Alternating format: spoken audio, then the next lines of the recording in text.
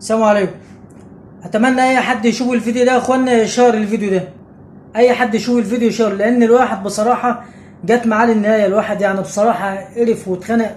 الموضوع بصراحه يعني بقى تحت الصفر خالص. الوضع بصراحه ما يسمحش. انت فاهمني يا اخوانا؟ يعني كلمتين بخصوص الناس اللي مركزين في حياه الناس اللي في الخارج، تمام؟ اللي قاعدين يحسبوا الدولار بكام والدينار بكام والريال بكام.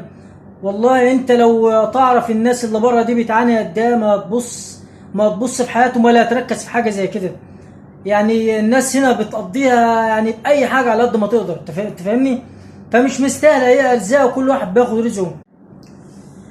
انا مش مرتاح، انا كل مشاعري وحسيسي مليانه جراح.